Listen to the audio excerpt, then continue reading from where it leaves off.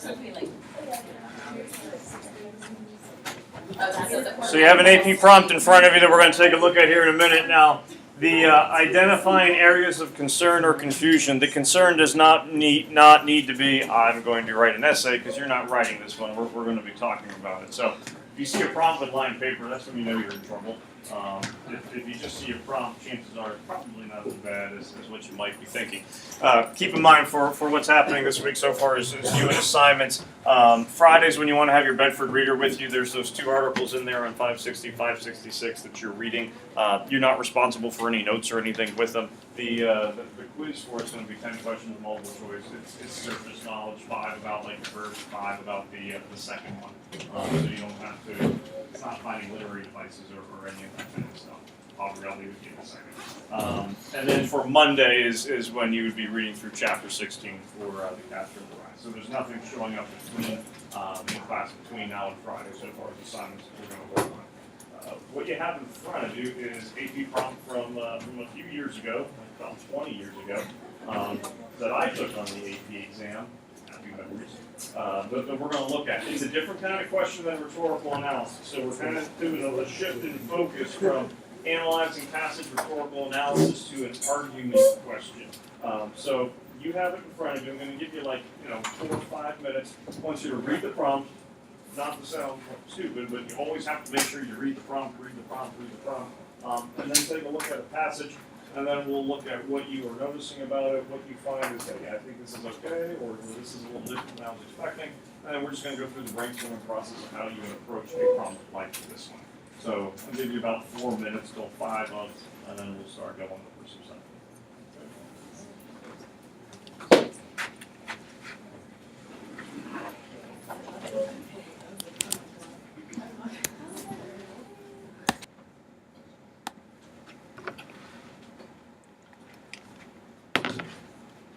So based on things that we have been doing when we look at passages, what are we not doing with this that we normally would do? You're not doing a spa. We're not worried about rhetorical devices. We're not going to go, oh, he's making an allusion to Huxley when he mentions Brave New World. You're not worried about that whatsoever. What would be some key concepts from the prompt? Not worried about the passage yet, but what are some key things from the prompt that you're taking note of, either as to what it is you're supposed to do or just information that's going to be helpful in any way? Jack, one thing. It would be good to know what Orwell's vision is and what Huxley's vision is, so you can compare them. Okay. So contrasting the visions that we have here, Orwell's vision and then Huxley's vision within his novel 1984, or within his novel Brave New World. Now, the good thing is when it comes to the passage, what's it going to provide for us? The overall vision. The vast majority, if not all of you, feel pretty good about which one of those 2 books. Brave New World, because you read it before. I don't know how many in you have read 1984. Might be some, might be absolutely none. But it really does not matter because the passage is there. I remember taking the prompt years ago and going, crap, I didn't read either book. Now what? And was kind of beginning to psych myself out before I even came across the passage because it's still going to provide me with the answer. So, yeah, getting Orwell's vision, getting Huxley's vision is going to be pretty important to figuring this out. Abby, what's something else? It says that the administration is that Huxley's vision. Okay, so we know that Postman is agreeing with Huxley. Whatever it is that we figure out as I'm squeaking, whatever it is that Huxley is going along with. Okay? What else? You have to argue if you agree or disagree. Which, this is important because now we know what the task is at hand. It's not analyzing a passage or a text, but it's coming up with an argument. Do you agree or disagree? It will never tell you you must agree. Explain why he's right or explain why he's wrong. So Jack could go, he agrees with Postman's assertion that Huxley is correct. Abby could go, she disagrees with Postman's assertion that Huxley is correct. It makes no difference as to which side of the argument you take, but the fact is you just simply need to create an argument. I don't want to say simply to make it sound like it's going to be a piece of cake, but that's the task at hand, creating an argument. You're not analyzing a passage the way that we did with Heart of Darkness, The Grapes of Wrath. You're looking at a passage, getting an idea as to what the argument, and then do you agree or disagree with it. I'd say there's at least one more bit of information that's going to be pretty important as to the way you're going to go about creating that argument. Because if you're going to create an argument, what do you have to back it up? You have to have some kind of support, and in this case, they're being specific, or the prompt is being specific, critical understanding of contemporary society as evidence. Now, generally, that's pretty nice because you're alive in contemporary society. You tend to know what's going on in contemporary society. This is not always a given that it will tell you you have to use contemporary society as evidence. Sometimes it'll say things like you're reading observations, experience. You could be using current events. You could be using historical examples. Could be using books that you've read, personal experiences. This one does narrow down a little bit into contemporary society. One of the questions then that people are going to have, well, what's contemporary society? If it's within your lifetime, it's going to be contemporary society. If you're using the 1950s as support, you're going outside of contemporary society at that. All right. So from a what is your task, it's going to be an argument, agree or disagree with Postman's assertion. Jack, since you mentioned the whole idea about Orwell and Huxley and their visions, if I can actually center the passage, any parts of it where you would point to and go, that's what Huxley believes versus that's what Orwell believes? The very last sentence, it says, Orwell feared that what we hate will ruin us, and Huxley feared that what we love will ruin us. You could use that as a big basis for Yeah, and a lot of the times, in a passage like this, the end of the passage tends to reaffirm what the argument is about. That doesn't mean that I would skip reading the whole thing, because there certainly can be some information in there that's going to be useful. And so, example, Orwell warns that we'll be overcome by an externally imposed oppression. That might be something that'll be worthwhile for folks to use, especially if you're not familiar with 1984. If you haven't read Brave New World, well, Soma's going to kind of be a little bit weird for you in trying to figure out centrifugal bumble puppy. But, folks that you have some background with it, Luke's going, what are you talking about? Which is okay. But those last two sentences pretty much are going to let you know what you need to do. Luke has not read Brave New World. Oedipus Rex, Metamorphosis, your favorite, not included on here. Is he at a disadvantage? Not at all, because if Jack starts using support from the book, Brave New World, what is he not using as his support?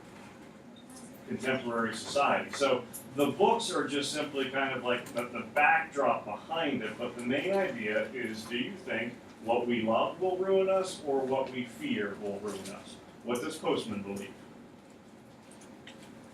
Postman's going, what we love will ruin us. So the idea is, are you going to support or are you going to argue against that?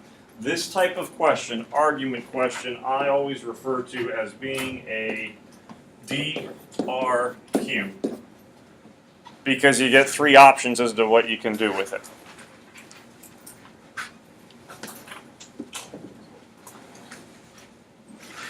It would make sense if D was disagree, but it's not. D means you can defend. If you defend, what are you doing with an argument? You're agreeing, you're supporting, you're backing it up, anything along those ideas. So defend means you are in support. R is going to be you are refuting. You refute the argument, which means you disagree. Q means you quit and you go home. Just leave the exam. No, Nicole, that's not an option. Don't do that. Q means you qualify. At which point people go, I have no idea what that means. Anyone know what qualify means so far as an argument? Qualify means you see merits to both sides of an argument, but ultimately you still choose the better one. So you're not flat out against an idea. You're not going, it's a terrible idea. You would be going, option one, this is the benefits to it. This makes sense. Option two also has some pros to it, and this makes sense. But when you look at them both side by side, ultimately option one is better. It's like picking your homecoming dress or prom dress. You have two dresses, you like them, but ultimately you need to choose one over the other. It's not that the other one is bad, but it's that one is better. I would not use shoes because you have way more than two options when it comes to shoes. Ray just has one pair of shoes. It's okay. Simple life is the way to go. The worst thing that a person can do when it comes to qualifying would be going, here are the benefits to option one. Here are the benefits to option two. Clearly, either option is fine. It's up for you to decide. Because at that point, you're taking the task of creating an argument and you're completely passing it on to someone else. It doesn't matter which way you go with, either one would be fine. If you qualify, you still have to pick a side. You still have to take a position. Generally, I recommend going with a defend or a refute early on in the year, and then we'll kind of work our way towards qualify. It's not that you're not allowed to do it, but my fear is for qualify, people will completely, I don't want to say completely mess it up, but they will take away, they will deflect the responsibility of making a decision and going, it's up for you to decide. Which if you do that, you're not making an argument, you're not answering the prompt, then you can't get anything higher than a 4 on an essay. Because Jack could have a great argument and completely mess it up by simply going, it doesn't matter, it's up for you, because now he hasn't stated a position. So if you defend, if you refute, you're clearly going to be in favor or against something. At no time will a prompt make you choose one side. You have the option. The reason I go with DRQ, defend, refute, qualify, tend to be the traditional verbs that show up in the prompts. This one does not have it since it does go with agree or disagree. Olivia, what do you think about the assertion? Do you think what we love will ruin us or what we fear will ruin us? Probably what we love. What we hate, what we fear. Not necessarily what we hate, but what we fear. Well,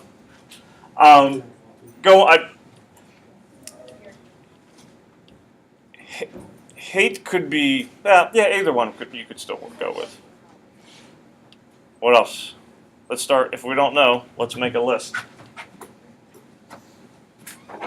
What are things that we love that have the capacity to ruin us? What are things that we hate that have the capacity to ruin us? We're brainstorming. Where does that fall? I love it. Because I like watching people suffer.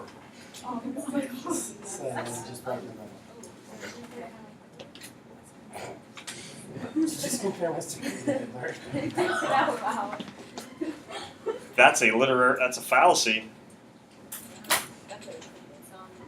Which you're not even saying right now, so.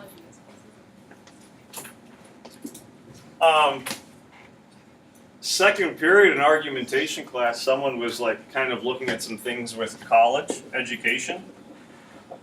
I don't know if saying that, absolutely loves college, but what's the fear of college? The money. Like, will the debt ruin me? I feel that I need to go to school, pursue education. Is the amount of money, the tuition that I'm going to be paying, is that going to ruin me? So something that, again, who knows if love is the right word, but thinks would be a good idea, a fear that it could actually end to ruin. Other things, again, things that you either like, dislike. With things that we do love? Yeah. Okay.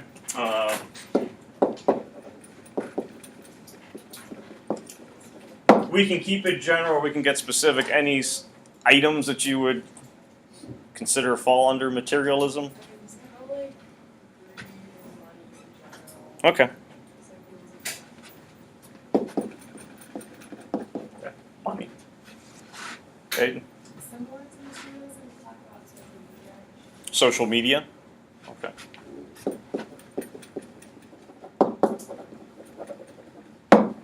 The turtle's been retweeted 12 times. Just saying. For things we hate, like if we hate somebody, hold a grudge, and that can be a relationship. Okay.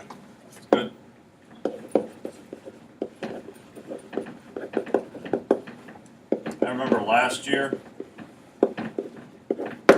asked the question, what are things that we love, or hate that will ruin us? And first answer, women. And it wasn't even Luke or Matt that said it. I just kind of moved on. I didn't want to get involved with that. Even I know my limits. What else?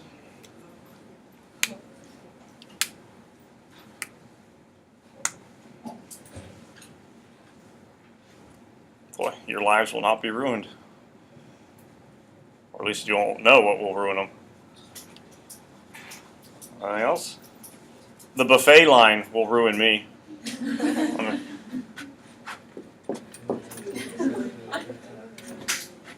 Jordan? So like the love, I was thinking about like nationalism, like how people have like commitments to the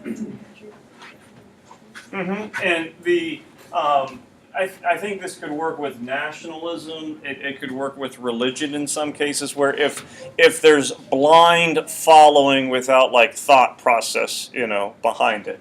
So, yeah, blind nationalism, blind pride. I love myself. How can I not?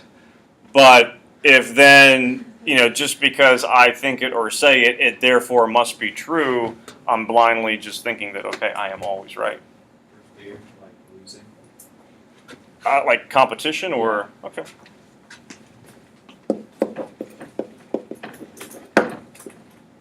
I mean, if you were to do a straw poll, with 500 Americans, what would probably be their number one fear as to external forces within the United States today?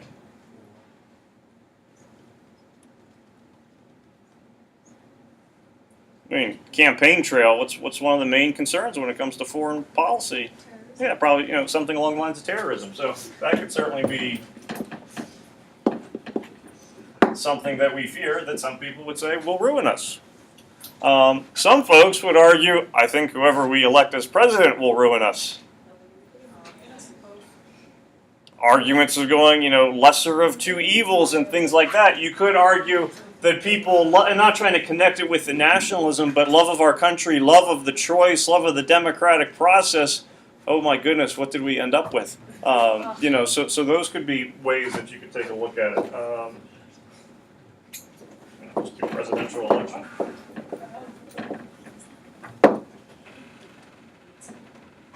Anything else? Fear, love.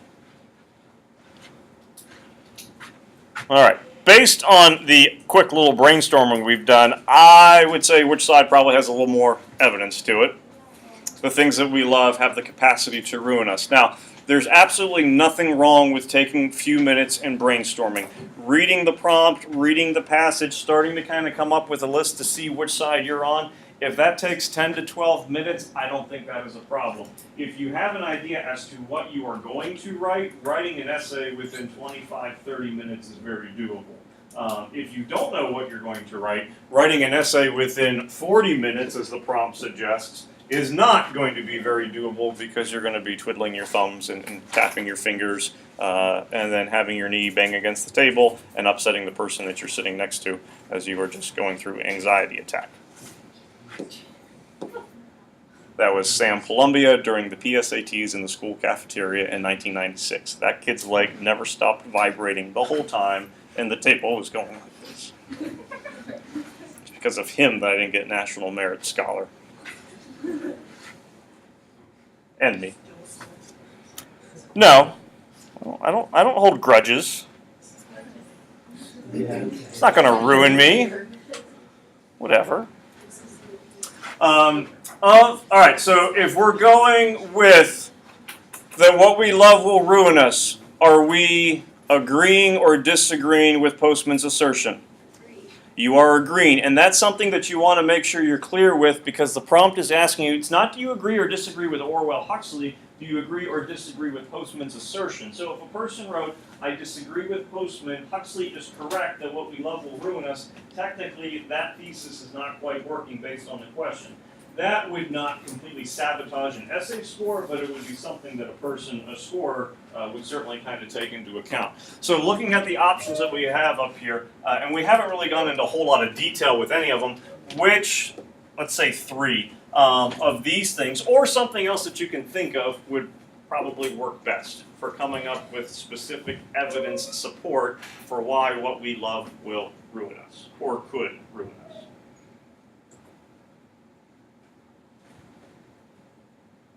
Definitely could do college education. Okay.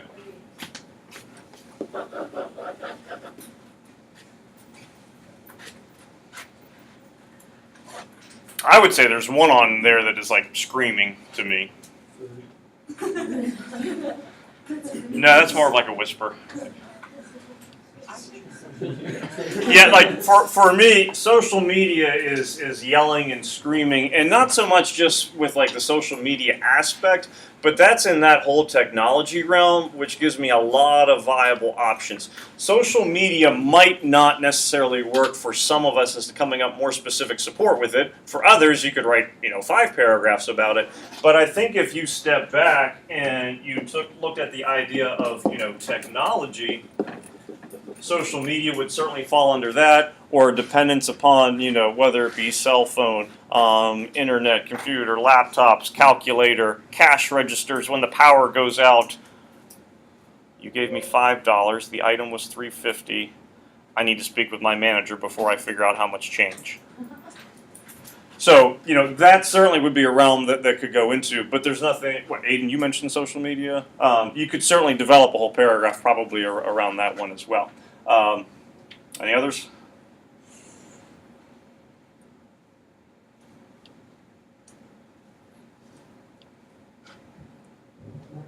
What's the problem with social media, I guess? Like, why were you going that one?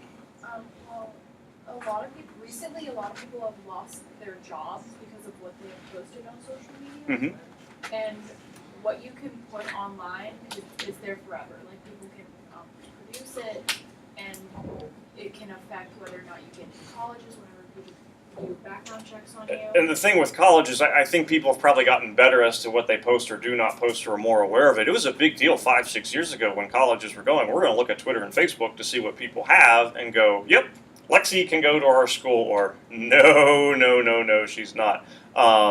When we hired like a nanny last year, you better believe I was going on to Twitter and Instagram and figuring out what was going to work and what was not going to work. And that clearly took a candidate out of the running very, very quickly. So yeah, and you're right, it's not going to get taken away. Thank you, Aubrey. So yeah, social, what you post. Also, not so much as to what people post, but what's a serious problem, I guess, issue that people will have with it so far as needing to check it. I was just gonna say that people are really dependent off of the opinions that they see online. They Sure. sometimes don't take a second to actually think about what they feel about something and just blindly follow someone else's opinion. Yeah, which we kind of have a lot of material going with this aspect of just blindly following something because we like it or because we value it. And along with those lines, if you always constantly need to keep going back to it, you're what? Was it? Obsessed. You could be obsessed. You could be addicted.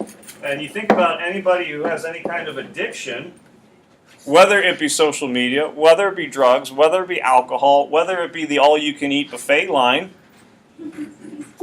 If you're addicted to it, there's some kind of crave or desire, but chances are it has the capacity to ultimately ruin you as well. So something as simple as addiction could even be a topic that you take a look at. Medicine can be addictive. Medicine is meant to help you, but if you get addicted to the painkiller or the antidepressant or whatnot, now you're having the total opposite effect of it taking place.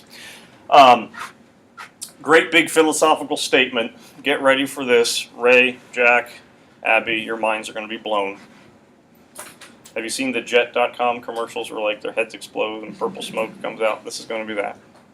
When it comes to writing your essays, regardless of the type of prompt, more is more. Sorry. I'm done.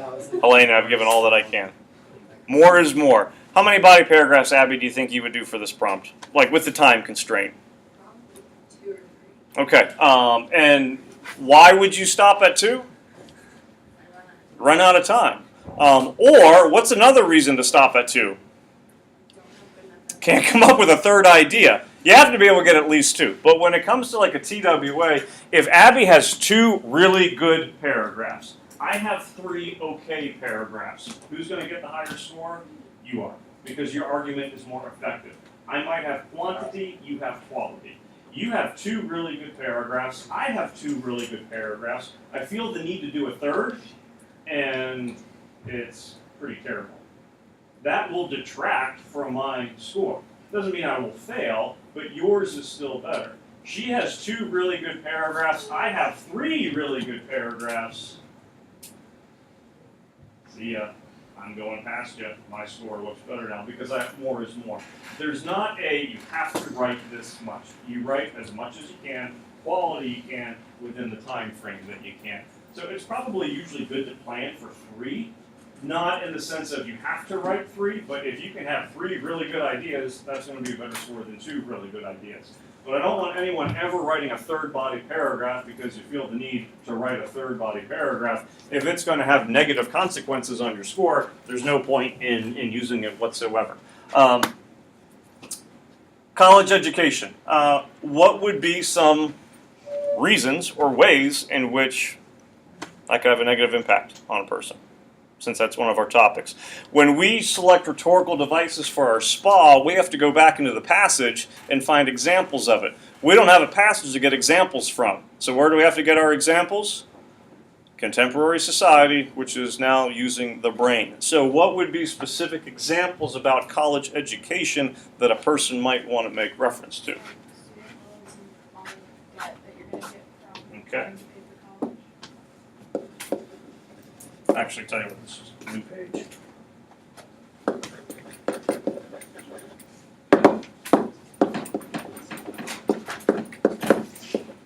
Actually, you didn't even say tuition, loans.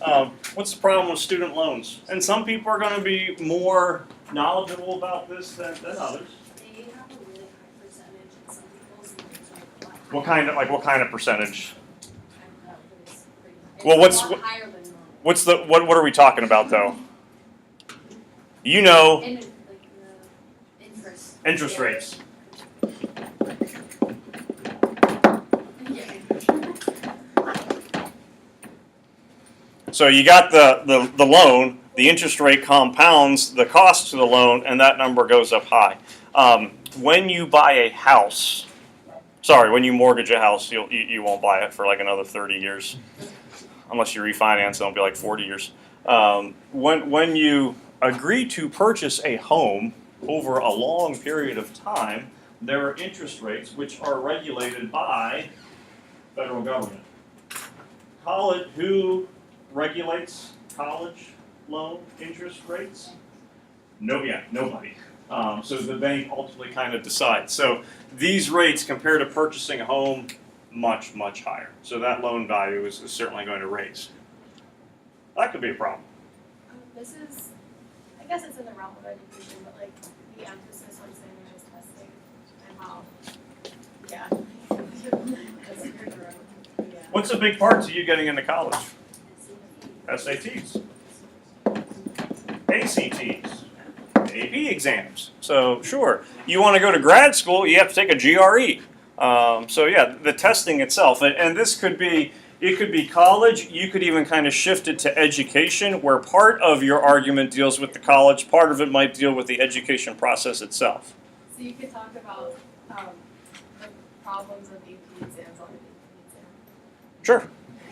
Yeah. You're taking a writing test. The first hour of your writing test is going to be 55 to 60 multiple choice questions. Feel free to explain to me the correlation between multiple choice and a writing exam, because I haven't figured it out. Now the good news is you'll do well on it, but I still don't understand the correlation. So yeah, emphasis on testing could certainly work. Stress.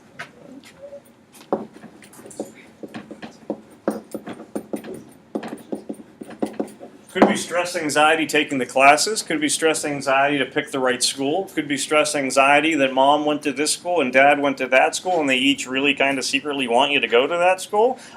Could be stress anxiety of I'm going to move far, far away and deal with homesickness. Could be stress anxiety of picking a major. I'm supposed to figure out what I'm going to do for the rest of my life. I remember talking to a student a couple of years ago as to colleges that he was interested in, and I'll never forget. He said, "I think I'm going to go to Duquesne. It's only going to be about $30,000 a year, times 4, times 5, plus so not just the loan, but the tuition itself. Do people understand? And then the stress of all that financial burden that certainly could go along with it. So yeah." Now, something that we look at as being important, but it could cause someone to crack and maybe not, work. For the sake of time, because we could keep going with college, social media. Could do technology. I'm going to narrow it down to social media just so we can be specific with it. What would be some downfalls of social media? And again, we're not going the college is terrible. We're not saying social media serves no purpose, but it's something that we like, something that we love, something that we find useful, but it has the capacity to ruin us. Again, doesn't mean that it will, but the capacity is there. Bias? Like, yeah, when you see the people use it for like news outlets and stuff, it's not always like those things. Sure. And a lot of apps and just news feeds even online are custom to what you like. So once it starts to figure that out, the algorithms are going to be pushing specific stories that Jack is going to like, that Carol's going to like, but that doesn't necessarily mean you're getting objective news coming your way. So certainly that could be something to look at. What else? Vanity. With bias, while I'm still thinking about it, so there's the potential that you could kind of you're trying to be informed, but if everything is biased, you could be uninformed.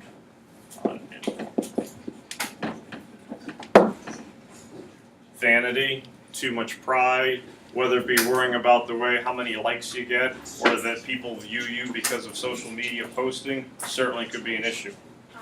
Things are blown out of proportion. Like With issues yeah. become Yeah. issues.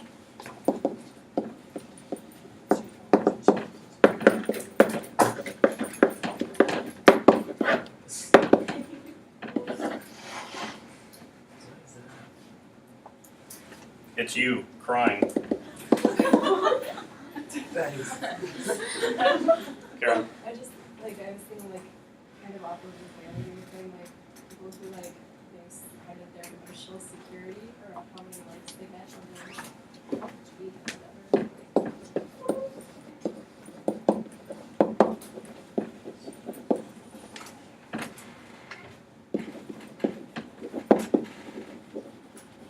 I'm a good person because I have likes. I clearly am not a good person if no one's paying attention. I don't know if this necessarily deals with security. My 8-year-old is obsessed with emojis. It's ridiculous. Why? Because they express how I feel. Well, what's the problem if you're going to, and I don't think she means this, but it still could happen. What's the problem if the expression of your emotions are dependent upon the emojis? You're not necessarily communicating, and now certainly they grow, but there are set ones where that's how I feel, as opposed to me expressing how I feel. We don't need to get on the whole spelling, standard English language versus LOL and JK and things like that. But, and you haven't read 1984, most of you haven't. One of the things in 1984 is the language that they use is Newspeak, where they eliminate words.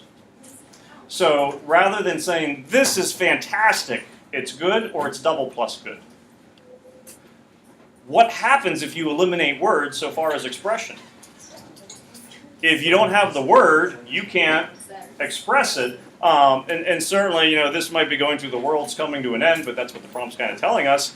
If you're dependent upon emojis or abbreviations, what happens to language? It condenses. And so in some ways, you could actually argue that it limits expression. So the big thing is with a DRQ question, you are not using the passage to develop your argument. You're using the passage kind of as like a springboard to think of an argument, but ultimately the ideas have to come from you, which is tricky. Because it does require you going to bias. You have to be kind of informed. So certainly, as we read things, as we discuss things, as we talk about things, part of it is to try to make people a little bit more aware and informed. Tomorrow and Thursday, we're going to be going over some elements of persuasion. So things you want to kind of keep in mind when you're creating an argument. We're also going to get into things that you don't want to use within an argument, like fallacies. Kaylee is going to be our in-house expert, so we'll bounce ideas off her, because she's already gone through this before in argumentation. I don't think we'll get to it tomorrow. Thursday, we'll take a look at another prompt, just to give you a little bit more exposure to the types of prompts that you can kind of come up with this argument, because they're all over the place. Sometimes they have passages, sometimes they don't, and it could simply be a statement. But you know that when it comes to an AP exam, there's the multiple choice, you know there's going to be a passage analysis, and now you also know there's going to be an argument question where you need to kind of craft an argument to support. So we'll be looking at that Wednesday, Thursday, and then also with Friday's readings, look at it from that argumentative standpoint.